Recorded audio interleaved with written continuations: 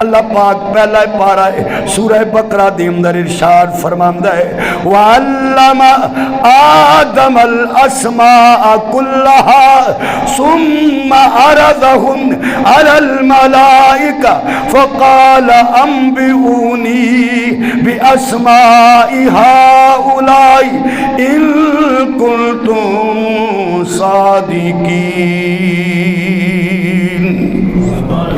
اللہ فرماندے نے میں نے آدم نو علم سکھایا، چیزاں دے نا سکھائے، تے جدو چیزاں دے نا آدم علیہ السلام نو رب نے سکھا چھڑے تے اللہ نے فرشتیاں نو کٹھا کیتا، آکھیا ذرا آؤ، سارے کٹھے ہو گئے۔ اللہ نے فرمایا میرے آدم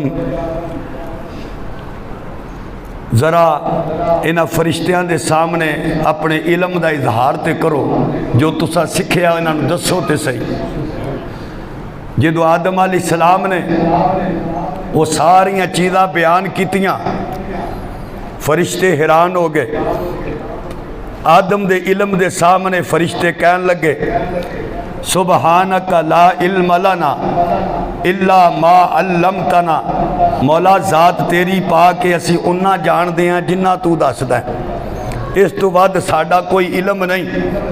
جدو اعتراف کیتا ہے تو پھر اللہ نے فرمایا آدم تواڈے استاد تے تسی شاگرد ہو، آدم اچا تسی نیویں ہو، فرشتہ مجھ کو کہنے سے میری توہین ہوتی ہے، میں مسجود ملائک ہوں، مجھے انسان رہنے دو، یعنی میں انسان ہاں اور میرے سامنے فرشتے چکے نے، منو فرشتہ نہ آکھو، منو انسان ہی آکھو، کیونکہ انسانیت فرشتہ ہون تو افضل تے اعلیٰ ہے۔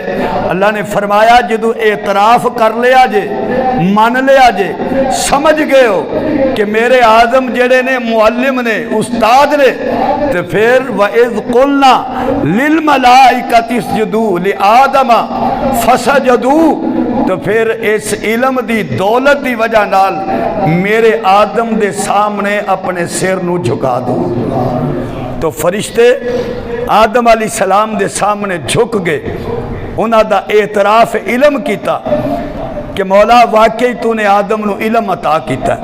تو علم انسان نو کتنی بلندی تے کتنی پرواز عطا کرتا ہے، کتنی شان اور بلندی عطا کرتا ہے۔